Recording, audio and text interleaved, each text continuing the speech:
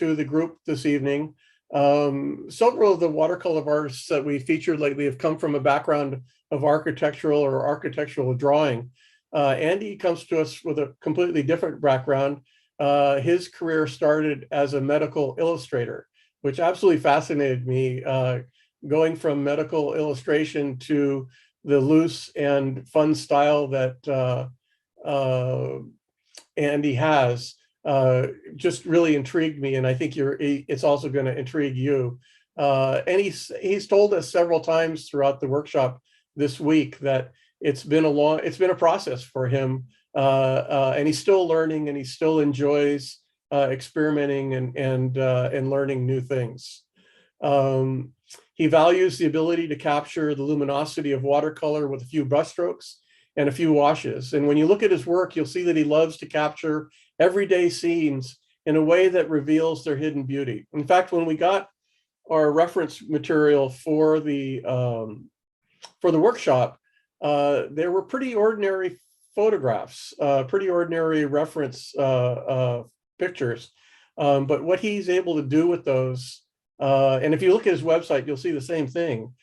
He just really extracts the beauty, and I think that's where his artistry is in taking those simple scenes and making a really beautiful subject. And he lives in Minnesota. It's freezing right now in Minnesota. He doesn't like to paint in Minnesota, but he does and when it's freezing, but he does do a lot of plein air painting. And he's apparently a fair weather painter when it comes to plein air. He's won numerous awards and is popular workshop instructor in both the United States and internationally. And we've had the pleasure to work with Andy the last couple days, and we're looking forward to the next 2 days when we get through his workshop.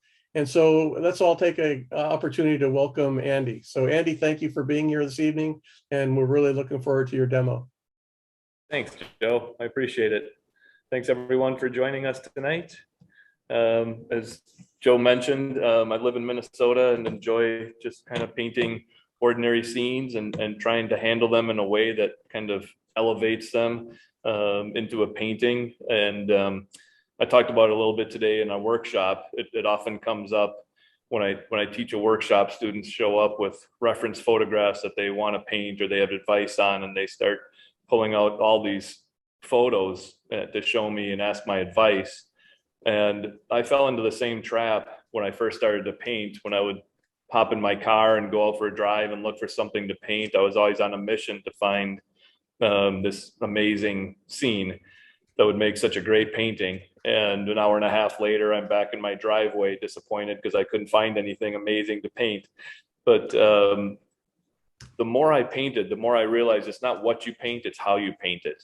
And in a way, I told the students this today, especially when you're first learning, if you're constantly working from amazing reference photographs, really pretty pictures, I call them calendar photos. If that's what your reference photos are, you're setting yourself up for disappointment with your work, because unless you're a really capable artist, what are the odds that your painting is going to live up to that beautiful scene, that beautiful photograph? Okay, so I'd rather do the opposite. I'd rather find something that's a little bit more ordinary, just something around the corner. I'm attracted by scenes with nice shapes, nice light. A lot of times it just only speaks to me. But I would rather have somebody look at my painting after the fact and say, wow, that painting is so much better than the photograph, and not the opposite. So you might feel that way tonight when you see my demonstration here. We're going to go ahead and share my screen, and you can see my setup here now. I'll talk about my process a little bit with the value studies that I've been teaching the group. So this is the reference photo that I'm going to be painting for you tonight. I'm going to zoom out a little bit here. Again, I just went for a drive the other day and looking for some fun scenes to paint. And nothing extraordinary about this, just small town Americana in the snow. But we'll see what happens here tonight. I haven't painted this scene yet. I just took this reference photo just a few days ago. But you can see, this is what I've been teaching the class this week so far in the first couple days. Everybody wants to loosen up a little bit, it seems like, when they take a workshop. As Joe said, my background was in medical illustration. I ran into the same issues when I first started to paint. I sought out very loose artists because I wanted to loosen up my painting style. I knew how I wanted to paint. I didn't want to be tight like I was all the time with my medical illustrations. But I didn't know how to go about it. I thought painting fast equated to painting loose, but painting fast without a good, clear vision of what you want to accomplish is a recipe for disaster. And when I started to teach my own workshops, I realized that students needed to start to see ways to unify and find big shapes. That's the easiest, quickest way that translates to painting more loose watercolors. Okay, but most of us our brains go right to the details. That's what we see. We look at a street scene or whatever, and we go right to the people and the little shops and awnings and cars and stuff, and we lose sight of the whole, that big composition that anchors the whole scene together. So what I teach in my workshops now is this kind of a value study approach, and this is basically the first step of the value study. I squint at the scene, and when I'm squinting down at it, I look and try and find all the areas that look light when I squint at it. And those areas on my value study, I just leave white paper. So the white of the paper represents typically the sky in a landscape. That's your illumination, not always. Sometimes you have dark, dramatic skies, but typically the sky is included in that. And a lot of the areas where the sun is hitting, the sky is illuminating the flat surfaces or whatever. So those areas, I just leave white paper, and then I try and find a way to connect everything else with one flat kind of middle value wash. Okay, so when you look at this scene already, if you show this to anybody, they're already able to tell you exactly what it is they're looking at. Okay, there's no color, very little detail at all, and it's one big shape. When you look at this middle value shape, everything is connected all the way across. Nothing is sitting out on its own, coming down in here into the shadows, into this shadow, into this shadow. One big continuous shape. Okay, so that number one, that really establishes your composition. That big bold shape looks like something from across the room when someone views your painting from a distance. But it also, with watercolor, it provides just great opportunities for lost edges, which is where the charm and the beauty of watercolor really comes into play, I think. Where you can just go from one color to the next, not have those hard edges or white gaps in between the shapes, and just kind of let the pigment in the water flow. All right, so that's the crux of what I teach in my workshops. I've already got that first stage done on my value study. I went ahead and drew this out on a piece of quarter sheet Saunders 140-pound paper. And I'll talk my way through this. I'll get started on my demo here. I'll zoom out a little bit more so you can see everything. I'll zoom in and out if I feel you want to see something a little bit closer, but overall I want you to be able to see the reference photograph, my painting, and the value study while I'm working on this. Okay, so I'm going to go ahead and get started by the first thing I do is I wet the paper, and I don't like to staple my paper down or tape it down to the surface or anything. So I wet the back and the front. I like to work wet into wet as long as possible and get those soft edges. And by wetting both sides of the paper, it lays a little bit flatter. So I'm going to wet the back, and then when I wet the front, I have to ask myself, is there anything that I want to stay white paper? Typically, that's not the case, but in this scene, there actually are some really bright snow spots that I'm going to not wet into. I'm going to try and preserve those as white paper when I wet the front. So I take a natural sponge, soak it really good in my water container, and just kind of really quickly wet the paper. And I can cover it pretty fast with a nice big natural sponge.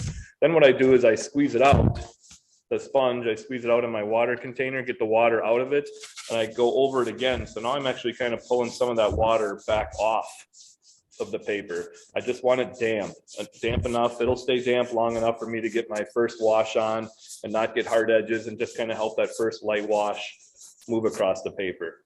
So the back is wet, and you can see it's already starting to curl up because I just wet one side of this, okay? Now when I flip it over, I'm gonna wet the front, and I'm just gonna avoid some little areas, a few spots where I want the snow to be nice and bright. The sky is not one of those areas, so I'm gonna start up there. When I get to that rooftop of the big house, I'm gonna avoid some of those spots. The side of this house is all has color in it. The snow down below it here in the parking lot might have a few spots that I want to preserve as white paper. The street has a little tone on it, so I'm going to go ahead and cover that with some water. This is all in shadow.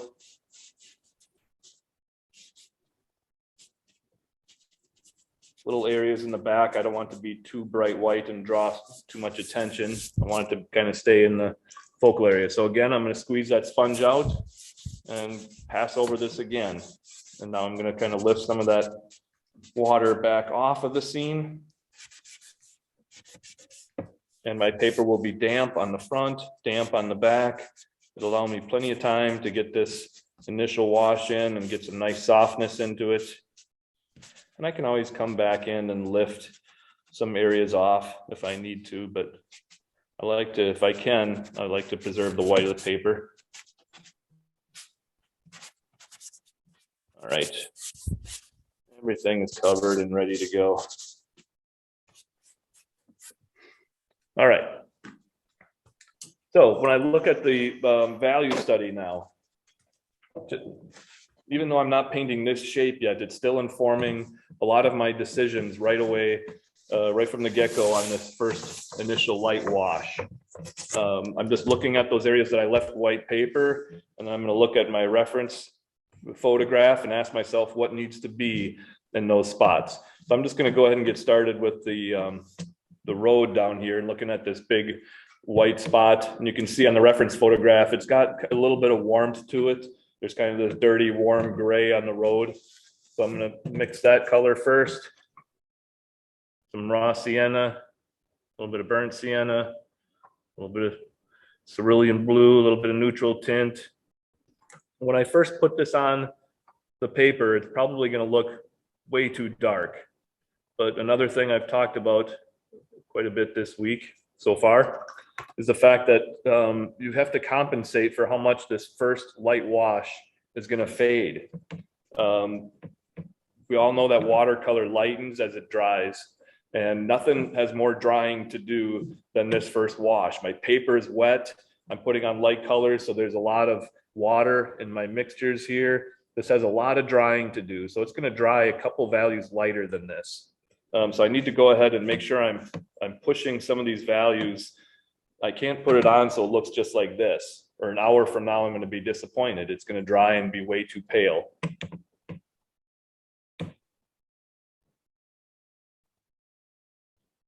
I'm filling in this big road area.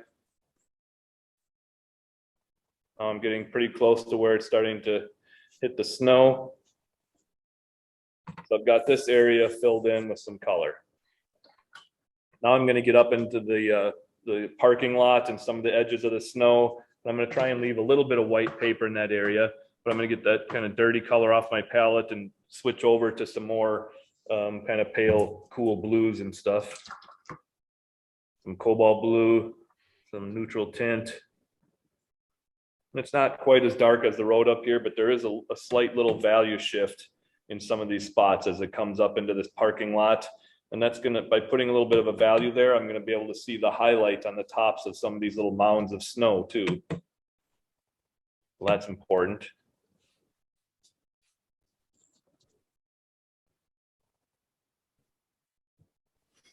I like to use lavender quite a bit. One of my students today commented on that. Can't believe how often you go into lavender. It's a real nice color. It's the newest color that I've introduced onto my palette. I didn't always used to have that on there. Probably within the last year and a half, I started using. It's made by Holbein. It's called lavender. It's got a little bit of white in it, so I like it because it kind of takes the edge off of some of these colors with that opacity that's in there. The only problem is if I use it too extensively, I can't enter the painting in the TWSA show, but other than that, it's a nice color to have. Soften some of these areas with that brush. You can see even by wetting my paper here, I'm already able to get a little bit of consistency and some harder edges on some of these shapes. And I mentioned that I don't want a lot of hard edges way back here in the background, and too many whites and to draw the viewer's eye back there. So I'm going to leave a little bit of a snowbank here behind that garbage can, but otherwise that's taken care of. So I've got a lot of this area kind of filled in now with the colors I need and some white paper for the tops of some of those snowdrifts. Now I'm going to switch gears to this kind of turquoisey house. Some cobalt turquoise, some raw sienna, some cerulean blue. Just get the nice pale version of the light side of that house. I'll go ahead and drop that in this area. Maybe a little bit more cerulean. Don't worry too much about things like windows just yet and all the little white trim. That can, I can get that back later, like I said, with some gouache or something. All right, and I can go ahead and kind of come over here. That shadow is going to be on top of all of this local color anyways. Okay, so I've got that area filled in, this area filled in, this area filled in. I'm not worried about any detail or staying in the lines right now. I don't care if things are fuzzing. In fact, quite the opposite. I want everything to fuzz at this point.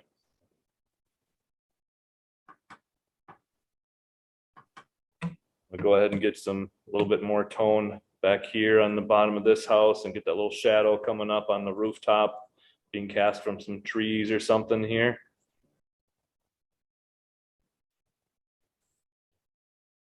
All right, we've got a little bit more light there. There's kind of a slightly warmer house right back there in the corner. I'll just drop a little bit of color there to represent that house later. That's it. All right, so I've got this area filled in and most of this back here. So pretty much what I need to do is get my sky wash in now and start carrying that down. I'm gonna re-wet this just a little bit. Feels like it's 2 degrees outside, so our heaters are running nonstop, and that has a tendency to dry things out quite a bit faster. So I want to make sure I've got the nice soft sky going here.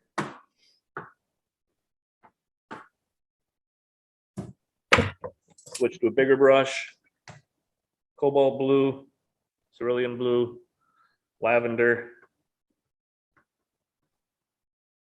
Get a nice strong blue. I don't want that to, that really needs to pop the snow out on the top of these rooftops. I don't want to go too weak with this blue.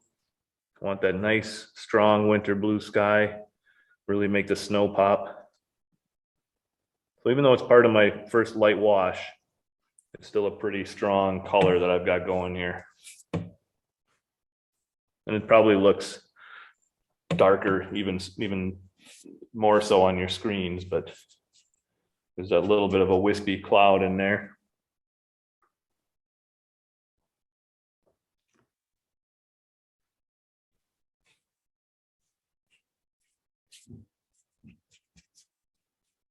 A couple of them. I don't need to paint around the trees. The trees are darker on top of this later. Okay, I'm just going to paint right through them.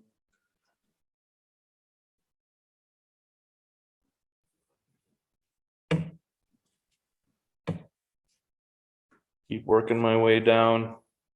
My table isn't tilted drastically, maybe only about 5 degrees or so, just enough so I can get a better view of the scene basically. But I don't want all my washes running down to the bottom of my paper, so I don't really tilt this too much. All right, down around that little house here again, the rooftop of that house. I can come into the shadow side of this, the main house. That's fine. I'm gonna have to go in there a little bit more anyways later.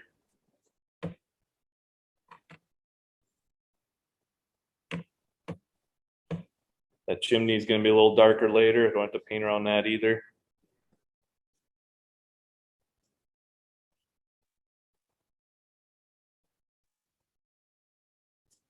May as well just continue that down into the shadow side of that rooftop right now while I'm doing it. And back into that area. All right, So there's my first light wash. And basically all I was doing was filling in those white areas from the value study. Okay. Not painting that big connected shape quite yet that I saw on that value study. Before this has a chance to dry, I'm going to kind of reevaluate and see if I want to drop in any little stronger colors in some areas, and especially maybe in some spots where I want things to fuzz a little bit.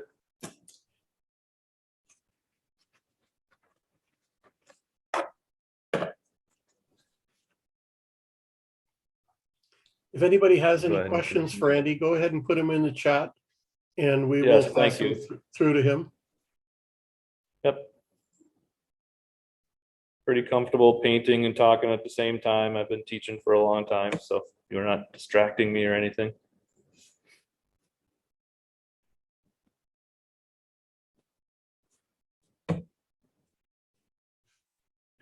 I'm gonna go ahead and maybe get some of that shadow shape down here right away if I can.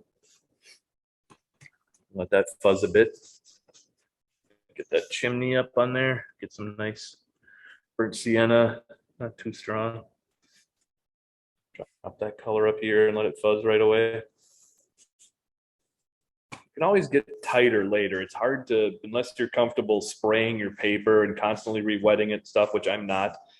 But it's hard to inject that looseness back into your painting after the paper has dried. So I just kind of keep going for it and keep working into this area and let things fuzz for now. Like I said, it's that's kind of my goal at this stage of the painting. I'm gonna get the light on the side of that tree coming down here.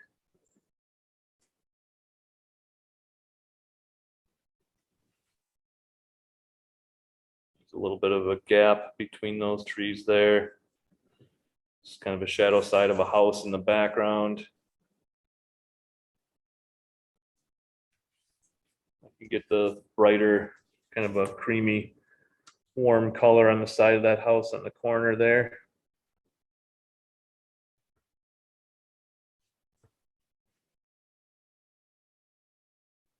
A little too dark. And some water and some more yellow there.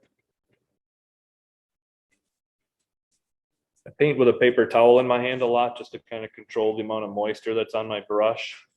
I feel like I'm getting out of control with something, I'll wipe it off on the paper towel. And I've always have a sponge right where my water container is too, to for the same purposes, just kind of make sure that I'm controlling the amount of water that's on my brush. I don't want it to get too crazy. I'm trying to control things. I want lost edges between shapes, but I'm trying to avoid obviously getting too many, big blooms and blossoms and stuff like that.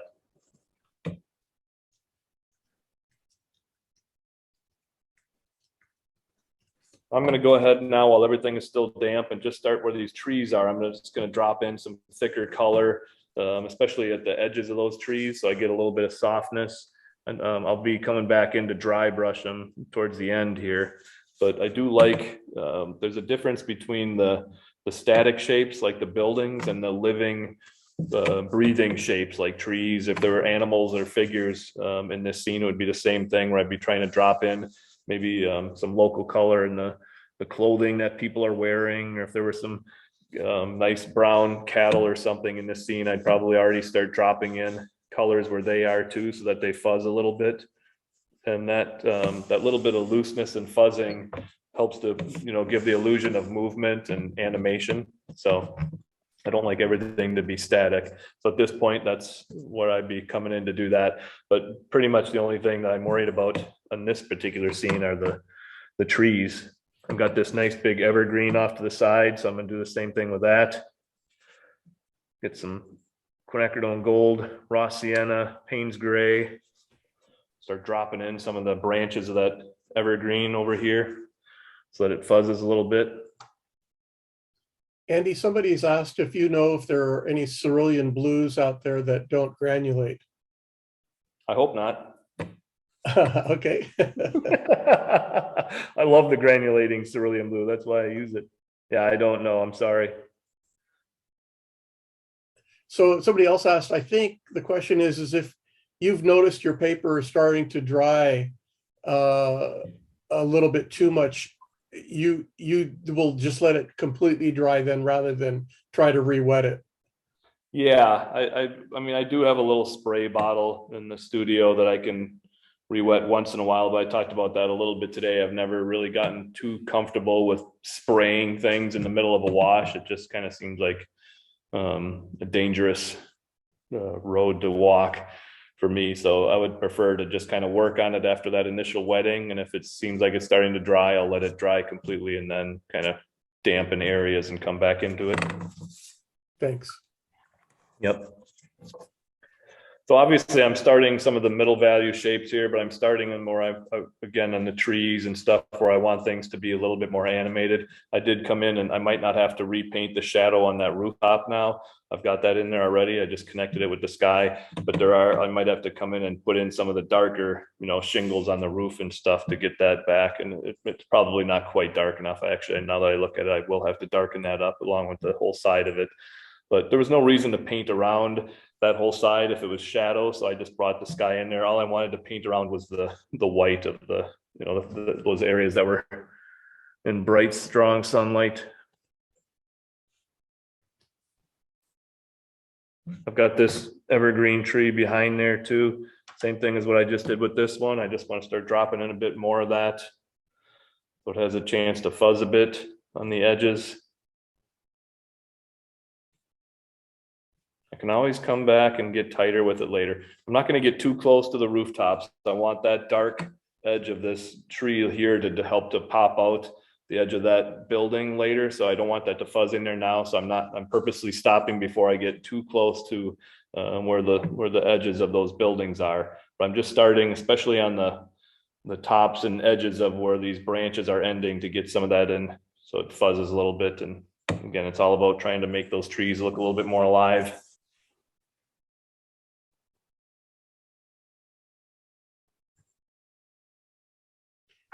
Somebody wants to know if you're still working on a damp surface, correct? Yep. Yeah. This first wash, this sky is not dry yet. In fact, pretty soon I'm going to have to come back in here and probably hit it with a hair dryer. So I get a little bit, I can move on with the middle value connected wash, but I don't do that at home. I try to just I can walk away for a little bit and come back to it. When I'm mixing my colors, I have a very limited palette. I've got like 5 blues on my palette, a few earth tones and yellows, and a couple of reds and that lavender. So I mix most of my colors, and those mixtures and those puddles, when I'm mixing these big puddles, even my skies, I hardly ever just go to cobalt blue and paint a sky or cerulean blue. I'm always mixing them, adding some neutral tint or lavender or whatever it is in there. And all those pigments kind of settle out at different rates. So if you just let them dry naturally, you get this beautiful effect on your painting. But if you paint it and blast it with a hair dryer, you lose all that. So I try and embrace some of those color shifts and granulating effects that happen when you just let your paper dry naturally and not try and control it too much. Obviously, for a demo, when time is limited, I need to come in and do a little bit of that, but hopefully not too much. A little bit of a turquoisey house in the background back here. I want to get some of that color in here behind the garbage can. Start working my way back there. I'm not really painting houses. I'm just painting throwing some little shapes in here. There's a little stop sign right about here. Drop that into. Just a couple little touches of color is all. I'm not sure what this little orange sign is, but there's something there.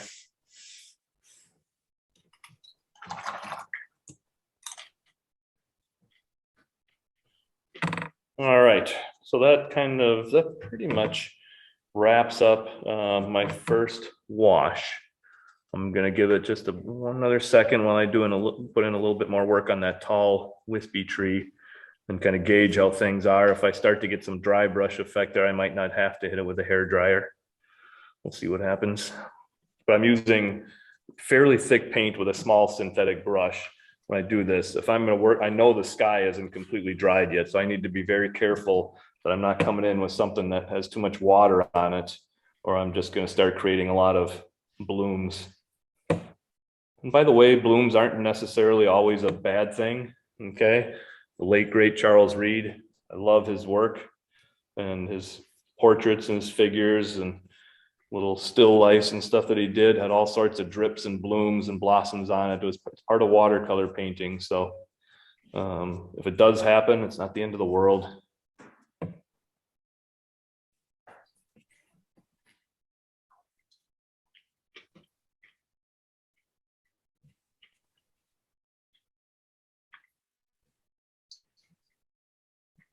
So when you look at my middle value shapes here, I'm starting to put some of these in, but I'm mostly working on the trees again, because if those fuzz a little bit, so be it. I'm not worried about getting soft edges on those trees. I'm going to continue down into this little background area. Same thing, same reason why. If those start to fuzz a little bit, that's fine. It's way back here in the distance. So that will actually help give the illusion of some depth if those fuzz a little bit. I'm purposely trying to cool those colors down that are way back there so that they don't compete with some of the warmer colors in the foreground. A couple little houses back, way back there. Can fill in a little bit more of this area with that same color, it looks like. And even on the side of this house here, yeah, that's already starting to dry enough where I can get some dry brush strokes over here and define the edge of that house. I'm using that thick enough paint there.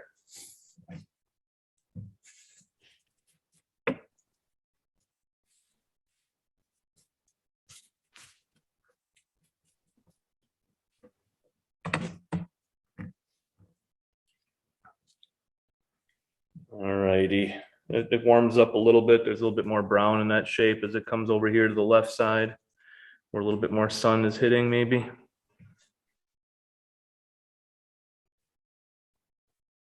And those trees are going to help to define and emphasize those little rooftops that are seen back here too. Start to paint these tree trunks and everything.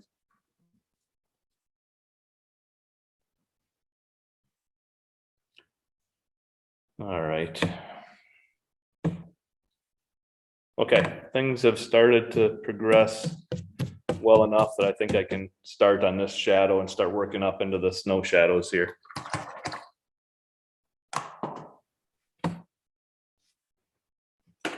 So it's a little bit warmer down here initially underneath those shadows on the road, so I need to go over, and I probably should have done that on the first pass, but that's all right.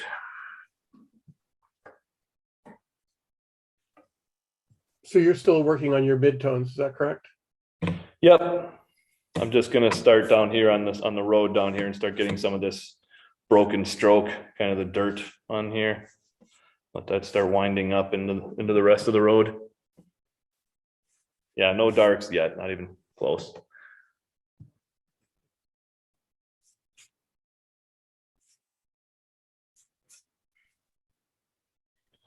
Okay, so I'm going to start here and start working my way up and connecting into the shadows of the snow and start creating some of those forms now.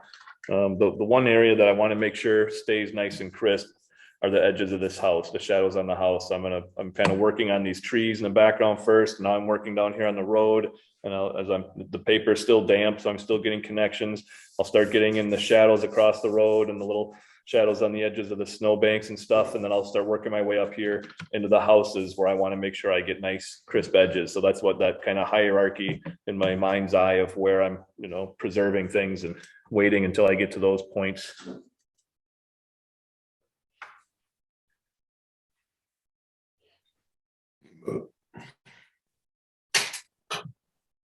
I'll go ahead and put just a little bit darker stuff down here so that they merge a little bit better before I start getting up into the shadows. Okay. The shadows on the snowbank. Keep making sure you're not missing too much here. All right, so I just need that nice clean blue, the shadows of the snow. But again, I'm going to mix cerulean and cobalt, probably a little neutral tint to take the edge off. Lavender, get a nice variety of colors in there.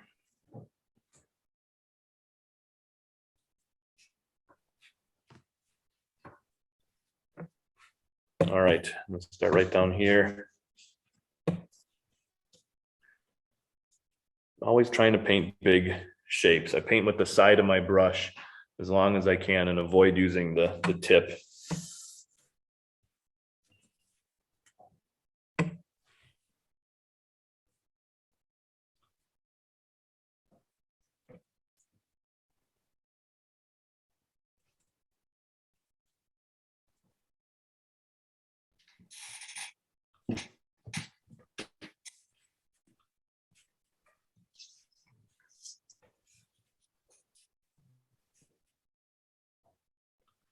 Couple of those nice shadows that go all the way across the road here.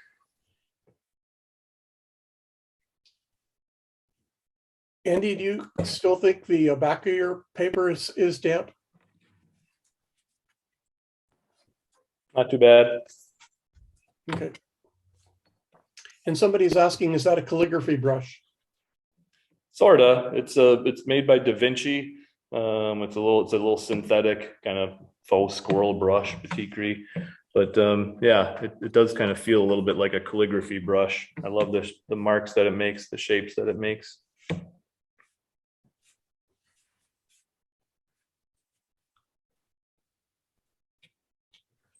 Keep glancing off. You can't see this, but I'm going back and forth. I'm not just looking at this. I'm looking at the shapes that I'm painting here and making sure I'm staying as close as possible to some of those decisions I made on the value study as well, to find some connections and nice big shapes here. So easy to fall into the trap of trying to copy that photograph. But again, I don't want it to look just like the photograph. I want it to look like a painting. I spent enough of my life trying to slavishly present this accuracy of forms and shapes. So trying to get down to the essence of these things, find some of that beauty in some of these forms and scenes.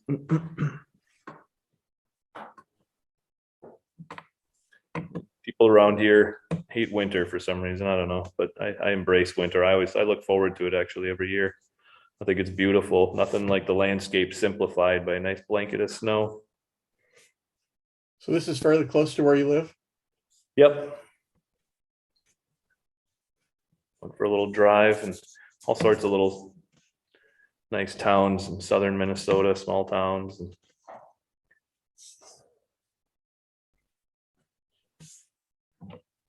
All right, so getting those little shadows on the snowbanks in here now. Following my plan. I'm going to get a slight little bit of that warm kind of dirty color coming out of the parking lot there too. Same color that I kind of had in the road earlier. So I'm just mixing some very pale raw sienna and neutral tint with some burnt sienna. And again, it's just kind of about making sure that that little highlight on the top of that snowbank pops a little bit more is all. By getting some of that tone in here. And same thing back here.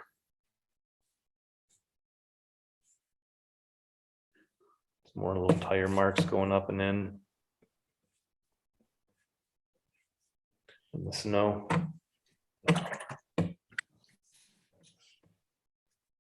All right, so looking at my value study plan, I've got this area pretty much filled in. It's starting to connect up in the shadows of the snowbank. I'm going to continue up a little bit further here and do a few more shadows.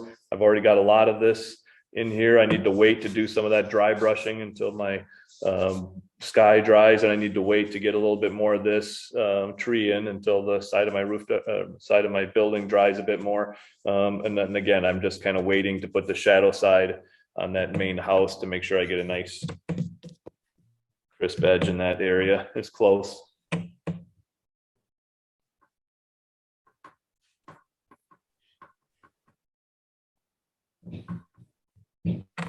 Hi, Al.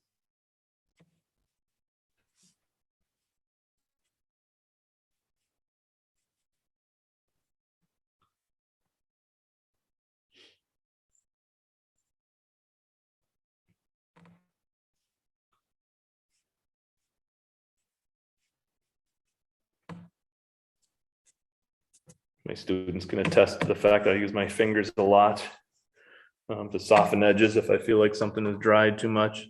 Instead of trying to wet a brush and come back in there and soften the edge, I just take my finger and smudge it a little bit to get the looseness back.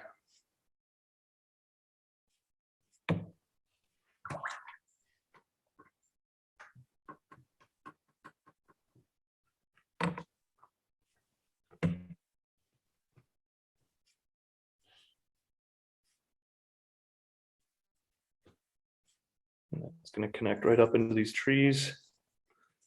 A couple of the little snowbanks and tree shadows and things way back here. That's going all the way across the road. More snowbank shadows here.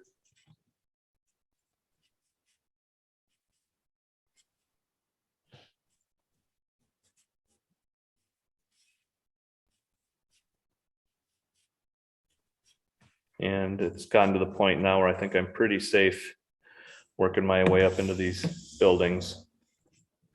So I'm going to go ahead. Obviously, the brown of that centrally located house here is much darker, but I'm going to get that value of the windows and any little small trim areas I'm going to paint around when I paint that shape and leave those gaps. I'm just going to fill that house in with a darker, deeper value with some lavenders and blues. And again, that's just so later on when I paint that brown house, if I leave a couple little gaps behind, I don't have something too bright shining through. I'm going to have kind of that shadow color of the white trim back here.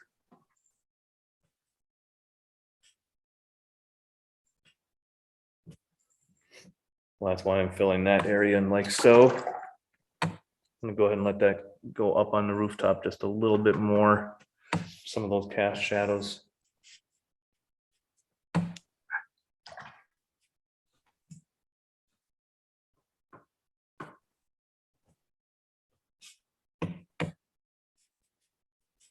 Trees there. Okay, a little cast shadow on the side of that building, on the side of the house.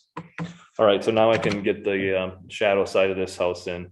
And it's, again, I'm going to use some lavender and cerulean blue in this mix. Maybe a little cobalt turquoise.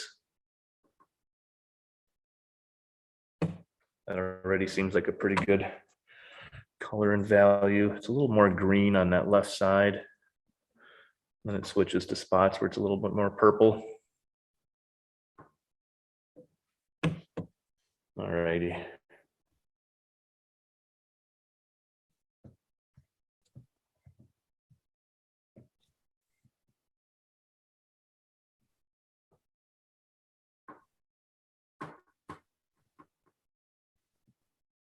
Again, probably just a slightly too dark right now, but there's a fair amount of water in these middle value puddles that I'm mixing and using. So I'm compensating for the fact that yes, it's gonna dry a bit lighter than this.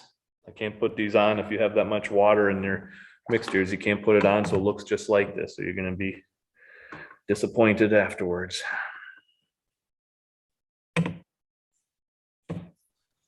And what size brush is that, Andy? This is that little size 1 Da Vinci synthetic brush. Somebody just mentioned that looked like that, like a calligraphy brush.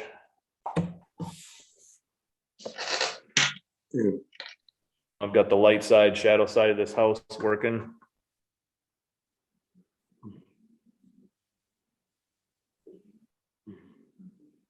Right down to my snowbank there. There's a little bit of a cast shadow from something on this windowsill. I'm just going to go ahead and extend it so it reaches out to the shadow that I just painted there. This doesn't get me there. No, didn't work.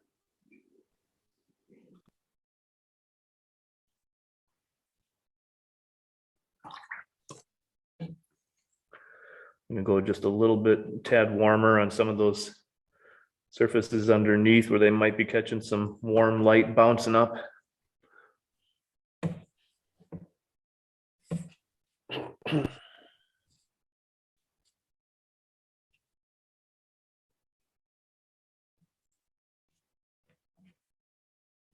Some nice warmth in this little spot too.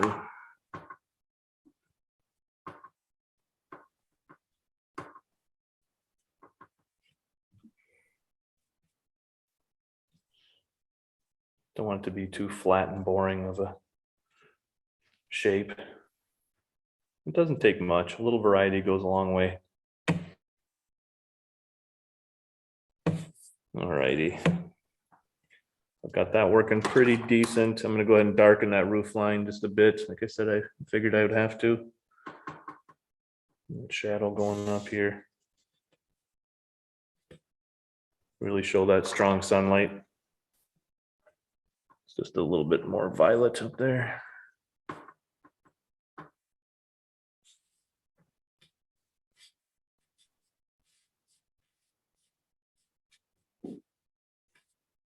All right, so I've got this done. I've got this done. I've got the snow shadows down here done, connecting up here into this house, slowly kind of fuzzing and connecting into the trees through here. I've already got some of that done. I've got this done coming up. I'm going to go ahead and continue it down and get that big angular shadow on the house. And I'll be pretty close to, then I'll switch over back to my value study and kind of start working out some darks. Just to give you a time check, Andy, you have an hour before you can go to bed. I don't think I'll need an hour, actually. It's moving along pretty good.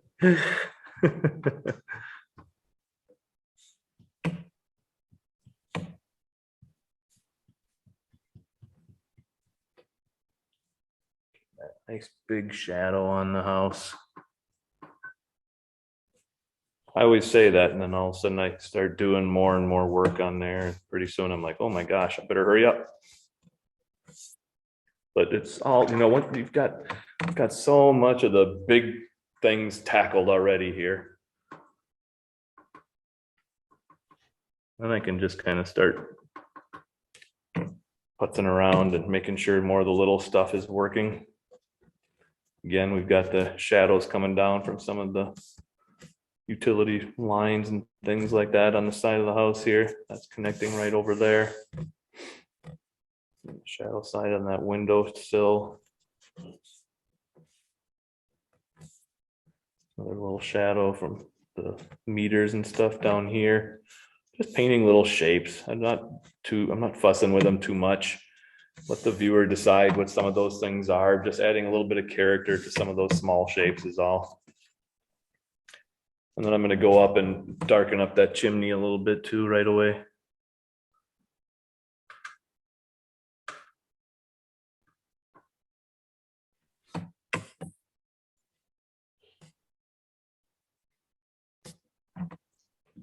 Especially the left side of it. There's a little bit of a chimney peeking up above there too.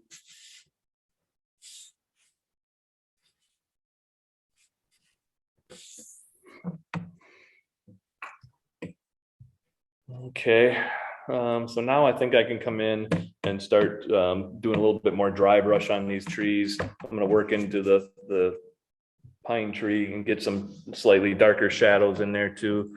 I know I haven't worked out the darks on my value study yet, but then that pine tree is probably already dried enough, so it doesn't matter. But if it's still damp at all, I want to see if I can get some shadow shapes in there so that they fuzz a little bit.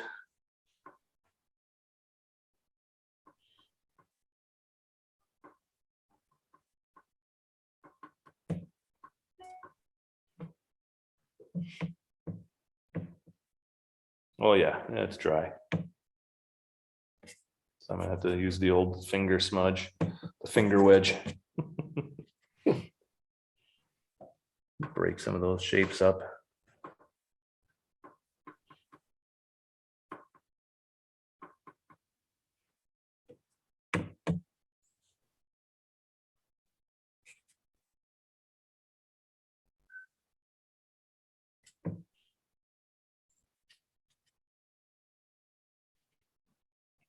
Fewer shapes usually leads to better paintings. I like to work small. I'm really comfortable working on little quarter sheets. One of my idols, my painting idols, my main painting idol actually is Trevor Chamberlain from England. And before I get into the darks, I'll just kind of, I don't have to worry too much about connecting any edges there. Showing my students some of his work here in his book and the kind of effects that I like to try and achieve in my own work. Just beautiful combination of hard edges, soft edges, definition, and softness. Okay, the buildings, he has a great way of letting his buildings kind of slowly fuzz into the backgrounds too. That doesn't bother him at all. Letting the figures kind of merge, especially in the shadow areas, they're just kind of all soft edged. Okay. This was another great example that I showed the students, that one little shape of the figure riding the camel. And it looks like from a distance that there might be just a ton of definition in there, but when you look at it really close, it's almost just one shape, one continuous little shadow shape on the painting there. But we all know what it is. I mean, everything on there is just simplified so beautifully. But when I first got this book, I didn't really pay much attention to, I was just like most art people, just looking at the pictures, you know, the art book. And then I started paying attention. Look at the size of that painting, 7 by 10 inches. And the paintings in his book over and over again, 9 by 13. That's a big full sheet, but the one on the left, 7 by 10. Okay.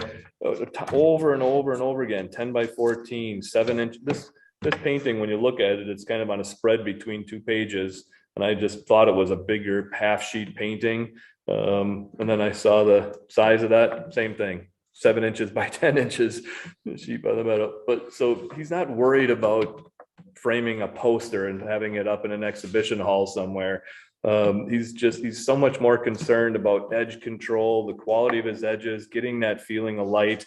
He paints on location almost exclusively. He does some studio work, but he's out painting on location most of his life. And he's just, you know, those little fleeting light effects are so short-lived. To try and do it as a half sheet outside, you're just, you know, you're frantically racing against the clock. And he's just, you know, he's not interested in impressing anyone with how big he's working. So that's one of the things that I love about him the most. 7 by 10, 7 by 10. Okay. But just beautiful. I actually own a couple of his paintings now, and they're some of my prized possessions. But I've always told people the same thing. When I go out and paint, the vast majority of my paintings are quarter sheet. I'm trying to make sure that I'm controlling edges and I have time to get back to something before it dries, and I don't have to spray my paper again because it's dried and I forgot to get back over there. So I'd rather work in a nice controlled format for me and get those nice edge qualities that I'm looking for.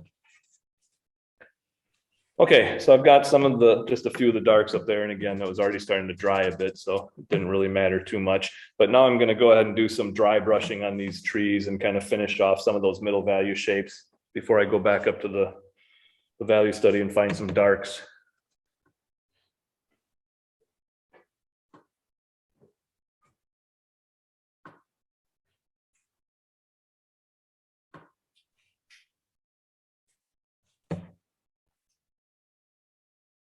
Some lavender, some neutral tints, some burnt sienna. Just going to darken this up a little bit back here. Define the edge of the house in the background a bit better.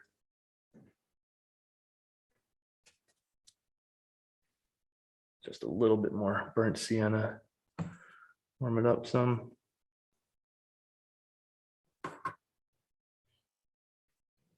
And I'm going to start doing some dry brushing now and pull those winter trees up.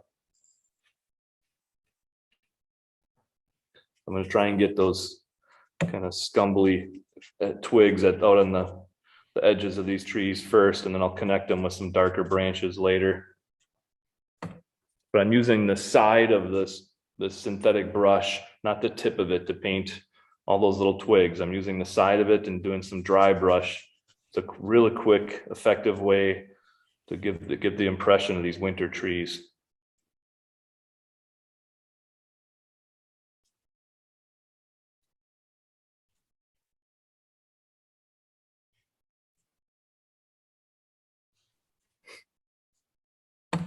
Okay, so I've got that. Now I can go ahead and connect it with some branches and the trunks and whatnot.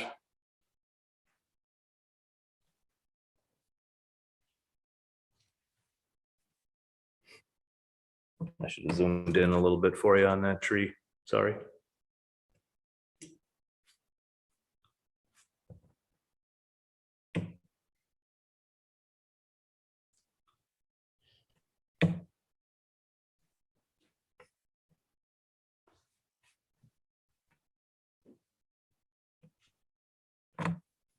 And I'll do some dry brushing on the big one. It's a little bit more centrally located there.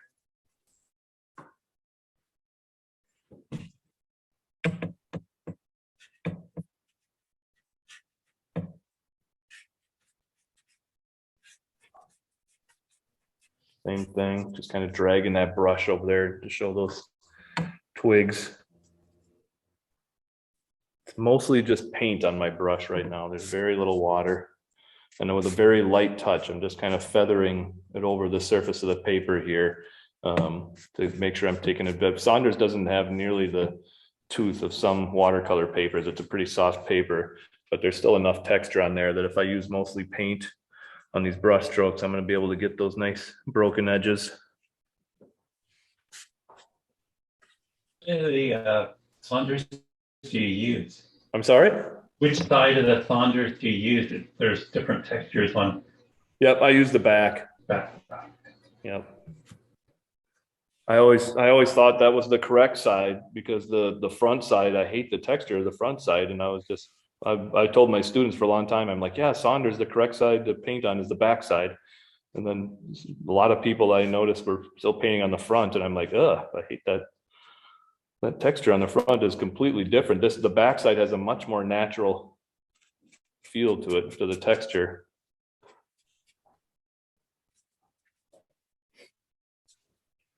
All right, so I've got that big wispy tree in the middle done now.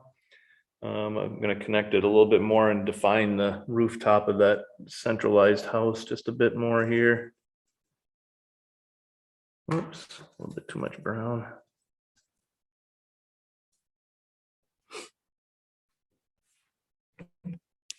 Make sure I'm not sticking my hand in paint there.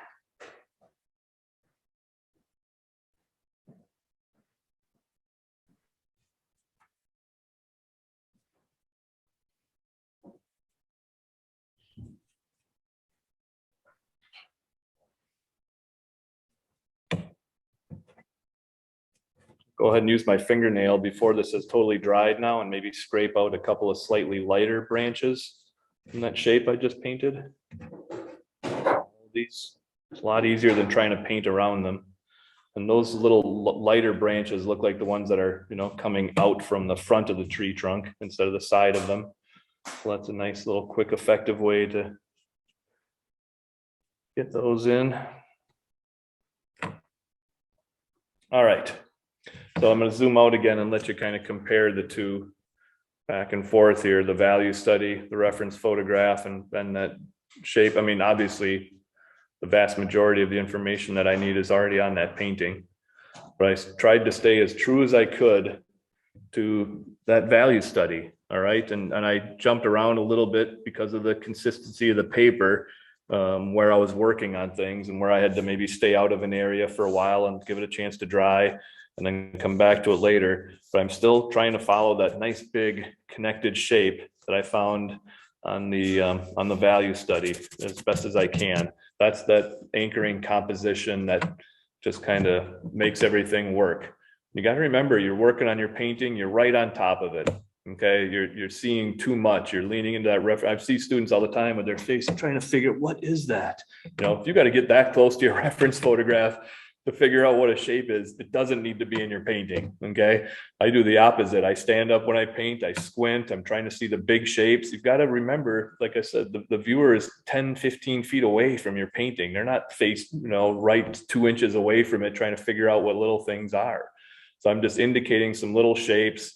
Let the viewer decide what those are, focusing on the big shapes and make sure that grabs their attention from across the room. Andy, somebody's asking, do you ever use Photoshop to reimagine your reference photos, or maybe move things around or fix the composition? Very rarely. What I do is I take a photograph on my phone and I email it to myself, and then I open it up on the computer in Photoshop, and I kind of resize it, crop it maybe a little bit. Every once in a while, I mean, in my mind's eye, I can do that. I'll do it more for students. If I'm teaching online or something, I'll modify a photograph so I'm not just talking about it. It's a little easier for them to, get that telephone pole out of there visually if I just take it out for them in Photoshop or move something over. But I'm usually taking the photograph with the composition in mind already. I'm simplifying during the painting process. I'm making some of those decisions in my mind's eye already as I'm looking at the scene, but I don't drastically change things. Unlike a lot of other artists, I try and stay pretty true to that scene that's in front of me. There was something about it that attracted me. So most of what I change is usually pretty minor. Thank you. Yep. All righty, back to the value study. We'll give this guy a little rest here. I'm going to work out some of the big shapes. I'm going to take a photo of this stage. Bear with me here. I got one for you. Oh, you are good. I don't care what they say about you. All right. I'm going to go back to that Payne's gray, just get some darker values of it. And now when I start to put my darks on, I'm going to start with the most important, obvious darks again.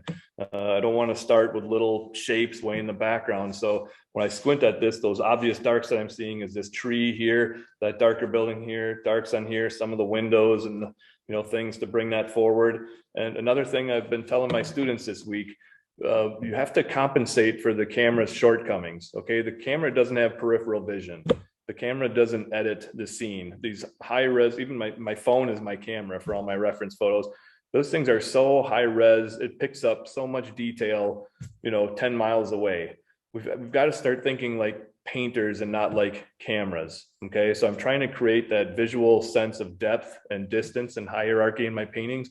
So again, I'm going to start with my darks, making sure I'm reinforcing areas where I want the viewer to go. And the main reason why I took this, and I'm going to try and, as best as I can, reserve those dark shapes for middle ground to foreground. As soon as I start adding contrast into the scene visually, those shapes come forward.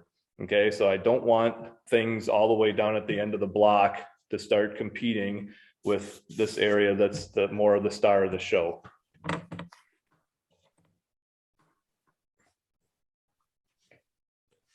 All right, so let's make this side of the house pop here now.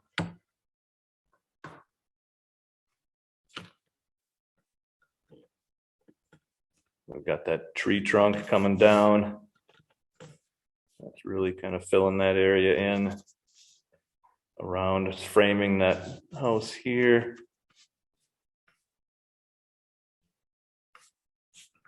And and the nice thing, I paint my value studies, so I can warm up a lot better. I can practice doing some dry brush strokes. I can practice painting this evergreen tree instead of doing it with markers or pencil.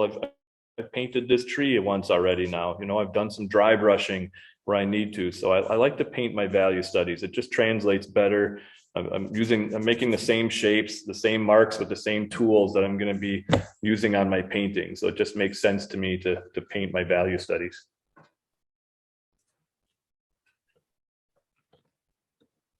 In the workshop, Andy, everybody was really fascinated with this process of painting your darks in after you've done your mid values on your color painting. Can you explain again why you like to do it this way?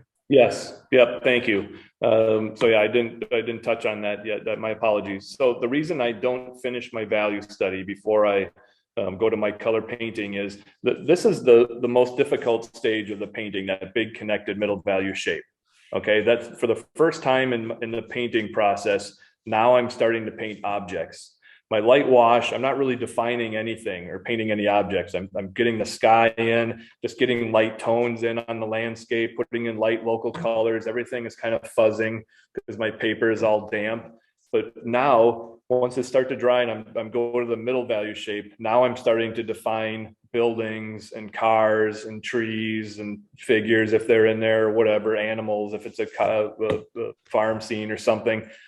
And your brain tends to make all those separations. Okay, it's hard to see connections between all those shapes. That's the most difficult part of this, and that's why I try and connect everything into that one big continuous shape. It helps the composition, and it provides all these beautiful, if I zoom in on the color painting here, all those color transitions from one shape to the next, if it's not always broken up with white spaces and hard edges, that's the charm of watercolor, where you can really let those colors mix and merge together. So I'm trying to find opportunities for lost edges and to really kind of take advantage of where those colors bleed in together. Now, this isn't an immensely colorful scene. This winter scene is mostly browns and blues and grays, but still I'm trying to find lost edges and let a lot of those colors merge together. So after I've done the work to, that hard work of finding one big shape out of all those disconnected objects, I've got 8 houses and 14 trees and snowbanks and everything, and managed to find a way to connect them all. Then I want to make sure that shape is staring me in the face when I go to my color painting. So I don't put the darks in yet. I find that big connected middle value shape on my value study. Then I go to my color painting, draw the scene, wet the paper. I'm using the value study even for the light wash, because I'm asking myself what needs to be on that white area, that turquoisey house. What needs to be down here? Some white paper, but some pale color for the snow that's not bright white. What needs to be here? That dirty, warm color on the road, okay? So I'm using the value study even on that light wash. Then once that's had a chance to dry, then I'm looking at this, I'm trying to copy this connected shape. If I don't have this staring me in the face and refer to it often, I'm gonna go right back to all my old bad habits and paint 48 different disconnected, detailed shapes that don't hold up well from across the room. So I'm trying to make sure that this shape mirrors this shape as much as possible. Then I'll go back and find the darks and break it up. I'm gonna see if I can find that little example that I showed my students in the workshop. I'll be right back here. Where are those things?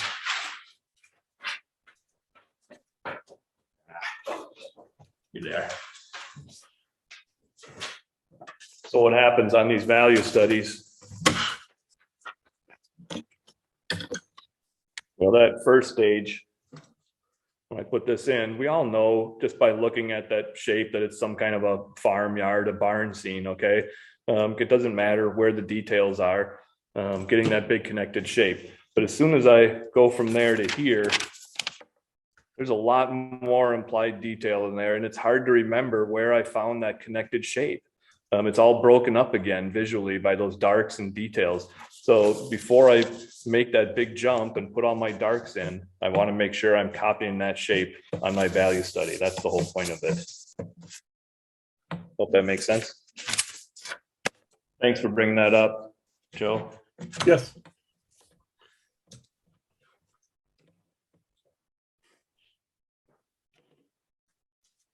All right, where was I? Darks. Yeah, darks, thank you. And I'm going to darken this little house up as well here, and leaving that middle value shapes. I didn't want to leave, we know that this is white trim on these windows and things, but it's all in shadow. So I didn't want to leave it too bright white. It still needs to read like it's in shadow. So I covered that with that middle value shape. And now when I paint the darks and leave some little gaps behind, they're still going to read as brighter window trim and doorways and stuff, but they're not white paper. They're not in sunlight. Okay, so now they still look lighter, but they actually have that middle value wash on there. All right, got that shape in. Let's get a few of these darker tree trunks back here and kind of break this up a little bit.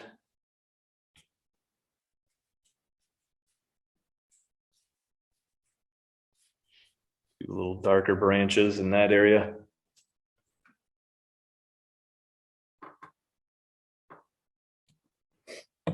Okay, a little bit of trim on the house here. Some darks up on the rooftop where the shingles are breaking through the snow.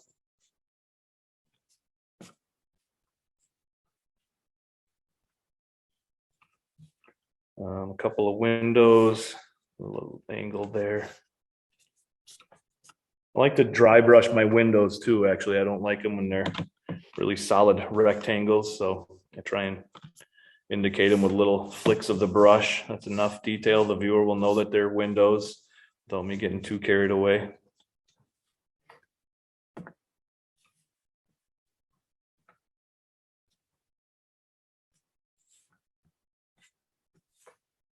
All right, got some nice windows on the house now. That adds a whole lot of implied detail definition. I need to darken this up back here a bit more. In the background. So now that house pops out so much more. I mean, I'm not getting too carried away with detail. I'm still trying to paint simplistic shapes. But look what happens. As soon as I put in those dark, that contrast in visually, bam, that's right where your eye goes. So you got to be careful when you're putting the darks in that you're not putting them everywhere. All that work you did to simplify the composition, then pretty soon the eye is jumping all over the place again. So I'm trying to be selective about how many darks I put in, especially small disjointed darks.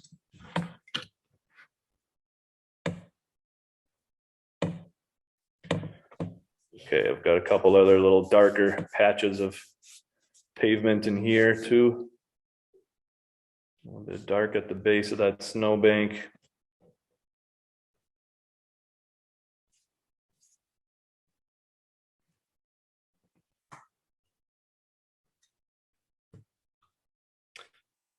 And again, hopefully not all the way down to the end of the street here, but it needs to be balanced with a couple little dark shapes back here. Obviously, I can't leave that just empty.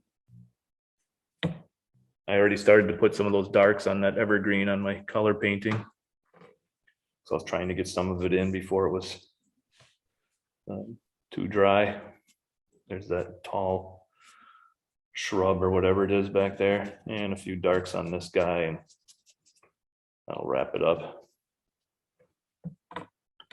All right, so there's the finished value study, trying to find those important darks. And again, yes, there's a lot more in here. I have no interest in rendering and becoming, copying that photograph too slavishly. I want to make a painting. I want to keep it fresh and alive. And it's what you leave out of your painting is as important as what you put in. Okay, you've got to be selective of the shapes that you put in there, and that helps the looseness of it too. And the viewer becomes much more of an active participant looking at your painting when everything isn't spelled out for them. It's just so boring to look at something where there's absolutely no mystery at all. Everybody sees the exact same thing, okay? All right. So yeah, I told you, oh, no problem, I'll finish this. Now I'm up against the gun here again. Okay, so back to the color painting here. We'll see if I can find some of those same important darks. Wrap this up.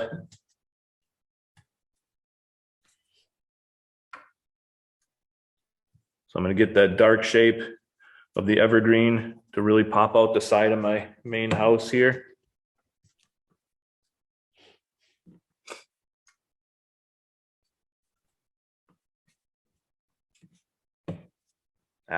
Too green. It's a little bit more dull. Oh, there we go.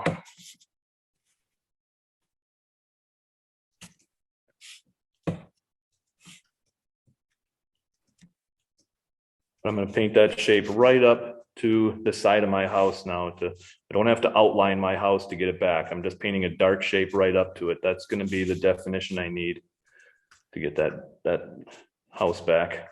It's that tree trunk there.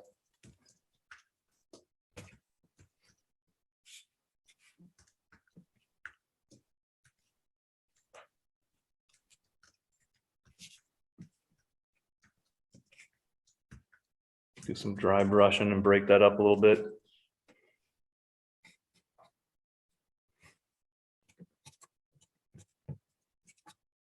All right, I've got that nice big evergreen tree there, and that's really helping to pop not only this house, but the rooftop on that house.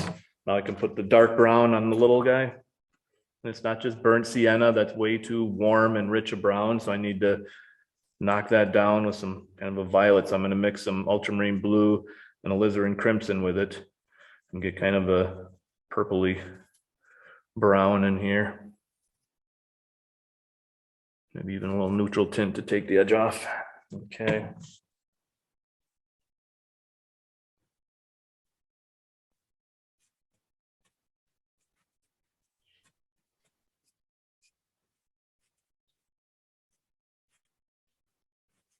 Same thing. Now I can leave some of that lighter trim behind from that blue that I put on there, that kind of neutral blue. And it's still going to look like light trim in the grand scheme of things. But to leave it white paper would have been way too much.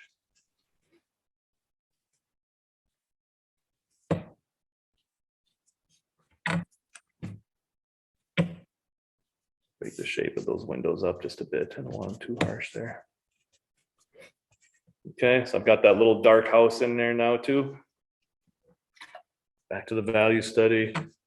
Got those dark tree trunks on the left here.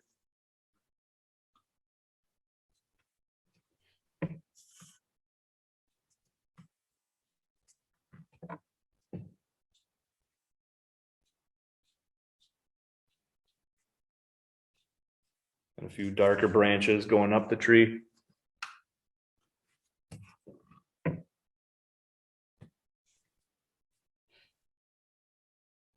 Break them up a little bit, let a light branch pass in front of it once in a while. Okay, I'm not just making one long continuous brush stroke for any of these.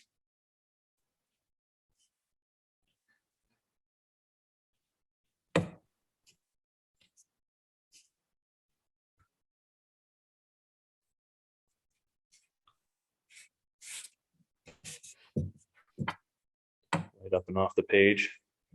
Okay, so I've got some of that taken care of. Onto the house here. Get a little bit more definition on that.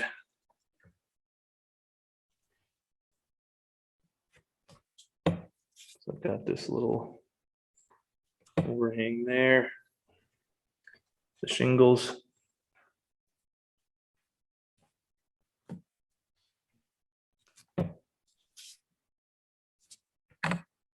They're in the sunlight, so I want to get a little bit more warmth on those.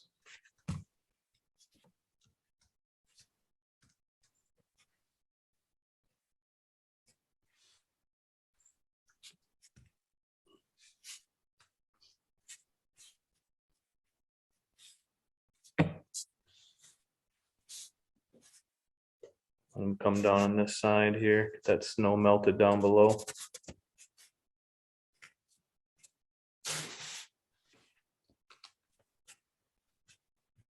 Okay, a couple of those windows, again, thicker paint. I kind of want to dry brush those windows in. A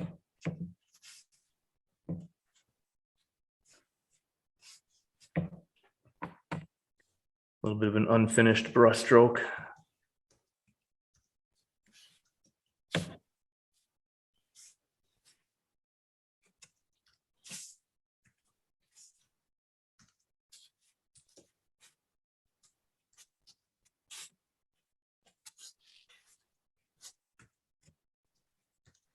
That's enough. People know their windows without them being perfect rectangles.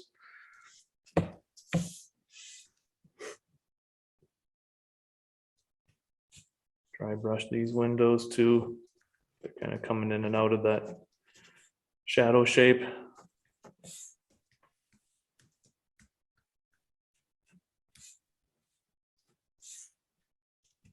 All right, good enough.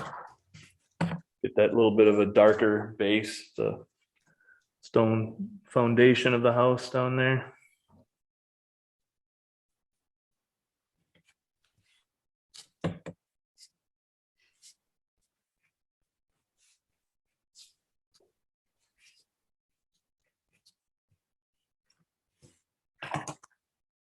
A little bit on the other side too. Just some to darken this up slightly.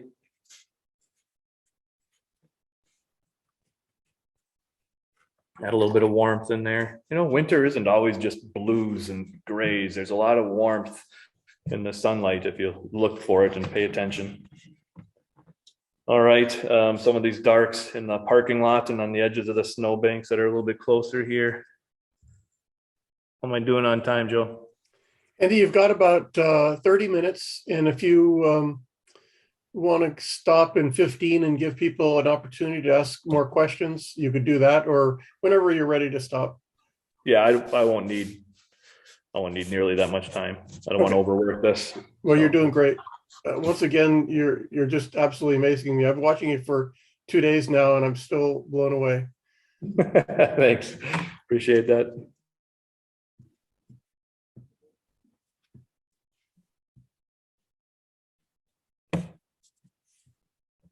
Little shadow shape there. As long as I have 30 minutes, I may as well take advantage.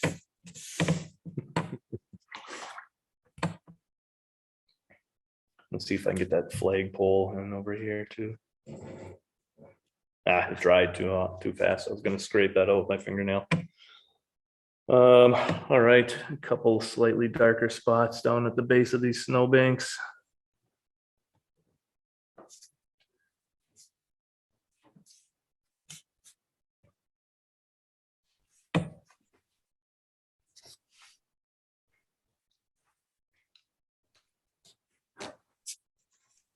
Just so everybody knows, we're recording Andy's demo, and we will be posting it to our YouTube channel.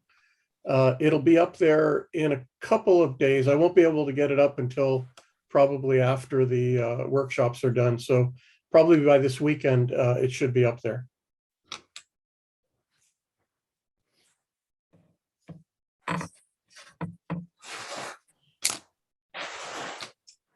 Okay, there's a little bit of got to get a couple of those darks on the other side of the street. Again, that little arborvitae sticking up on the side of the road back there.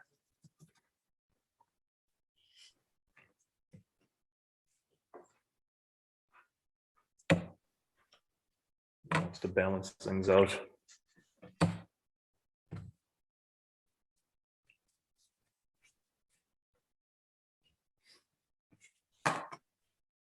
A couple of those shadows were actually going up onto the snowbank on the other side of the road.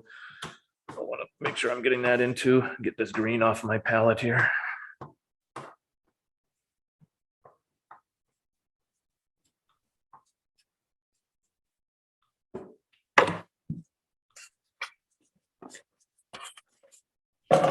This little porch area, I think, needs just a very slightly darker wash on it to kind of show that that's underneath that little overhang there.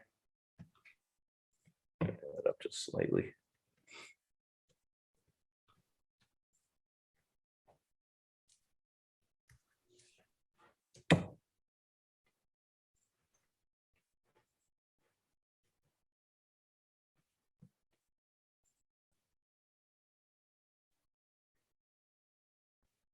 Same thing up there.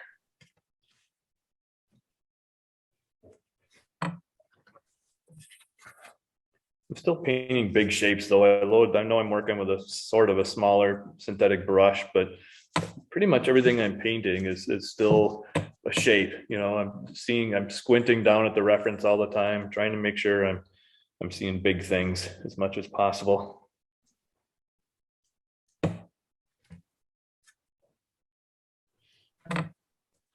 All right, so let's get the little shadow back on this house. And underneath there, up to the front of that yellow house. Those shadows going up the snowbank on the left.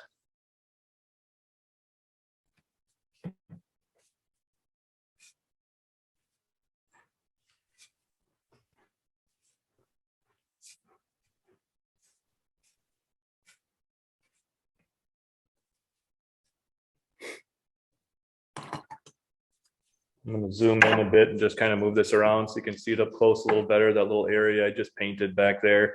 You know, when you're looking at it from a distance, your brain just kind of fills in the blanks. And when you see it up close, you know, some of these little marks I'm making, I'm not really painting houses or anything, and just, rough little shapes back there, but it's all context. Okay. The viewer's brain fills in so many of those little blank, empty areas and indicated and suggested shapes.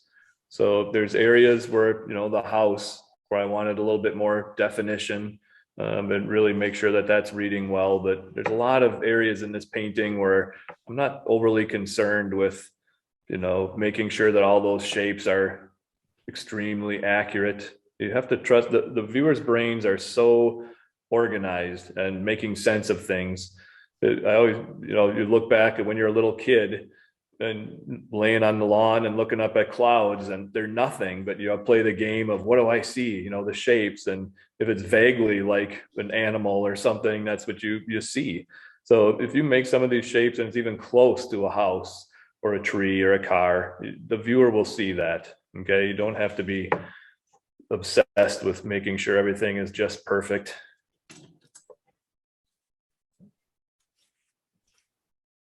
Well, there are a lot of accolades coming in for your work, Andy. It's definitely the best demo we've had this year. Well said. That's hilarious. Oh, that's a little hard. Yeah. Poor guy. I expect nothing less.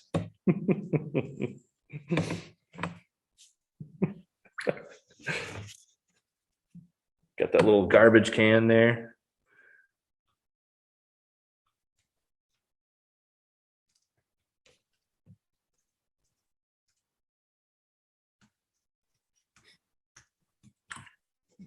It's making it look like a street scene, right?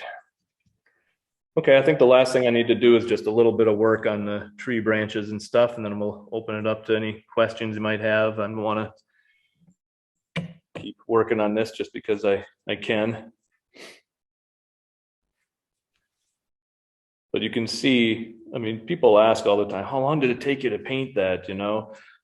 That's, in a way, I don't really enjoy that question, because as soon as you tell them it only took a couple hours, it, in their mind's eye, it devalues it somewhat. But it is awfully difficult to paint something that holds together, freshly and confidently, and get these shapes in a couple hours. If it was easy, everybody would be doing it. So, I love the fact that I don't have to labor on a painting for days or weeks. That's not my personality. When I get excited about a scene, I want to paint it, capture it, be done, and move on.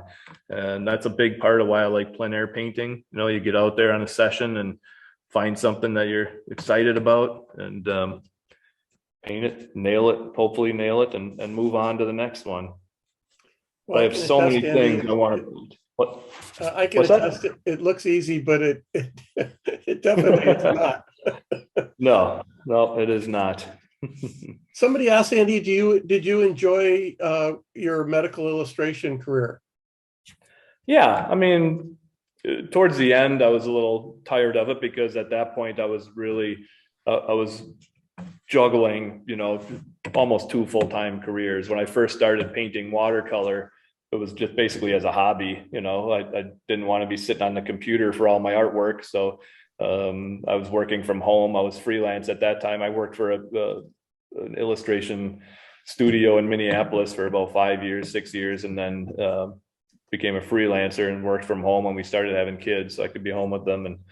So that allowed me to be able to just kind of step away from the computer and paint a little bit. But that was a good way to approach it. I wasn't looking at, getting accolades and success and museum shows and everything right away. I had time to learn and grow and experiment and fail some more. And then when I started to get better at it and winning some awards, entering shows, and then that's when you start getting asked to teach. And so pretty soon I was still almost full-time, medical illustrator. And I was also traveling around the country teaching workshops and everything. And that was a little stressful. And, but our kids were still, home, and, Laura's got a good job, works from 3M, but it was still, trying to have 2 incomes. And so I couldn't leave the medical illustration. It was lucrative. And so I was still trying to juggle that. And in a way, I mean, no regrets really. I look back and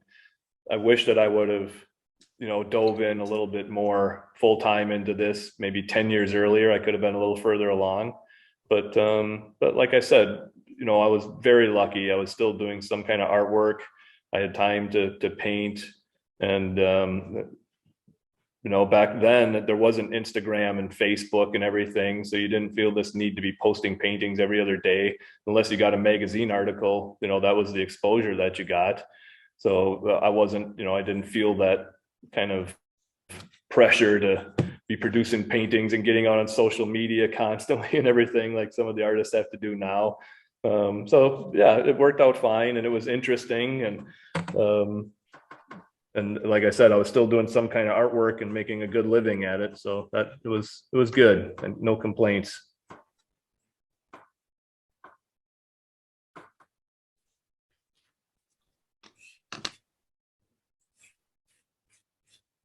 All right, I just got to get a couple more little wispy tree branches in here.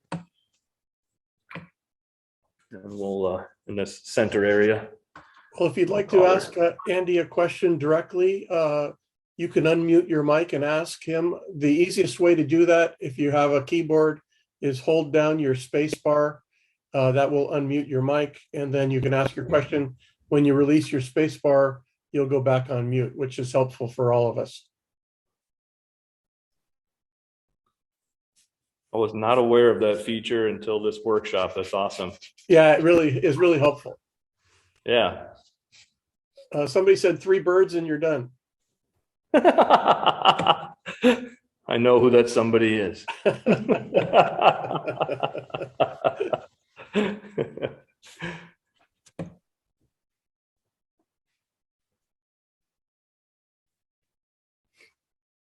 And that's another thing that I should point out, speaking of, adding the 3 birds. One of my minor little pet peeves now is, painters feel like you have to put a figure in everything. Okay. And yes, it adds a little bit of a focal point, an area of interest, but, I don't know when that became the standard that every painting had to have this figure in a red sweatshirt walking in the middle or whatever. So I kind of like the fact that leaving some of my landscapes a little bit free of signs of human life for now is fine by me. You do have a lot of cows in your paintings. Cows are different. They're nice.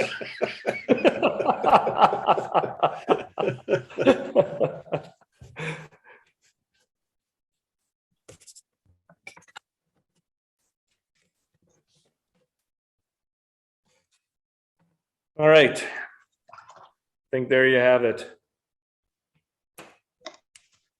So, taking this scene, again, it's not anything earth-shattering or anything like that. If you live anywhere up here, you're going to come across this around every other corner driving around. But as long as I see conditions where the shapes are interesting, there's some nice light, and just handling things in a painterly manner, having a variety of edges, leaving some details out of it, you can make a nice painting out of things, right across the street, and it saves you a lot of time, a lot of angst, and again, I just think it's a lot more fun to paint when you're not trying to compete with this amazing reference photo that you have and feeling the stress of trying to match some of those amazing scenes. I do like to tackle some beautiful skies and stuff these days.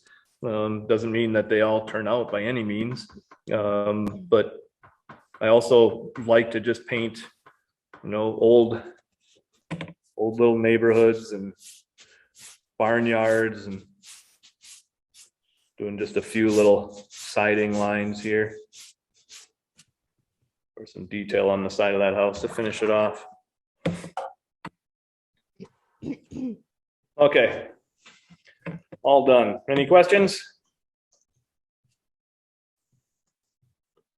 All right. A lot more Good. accolades.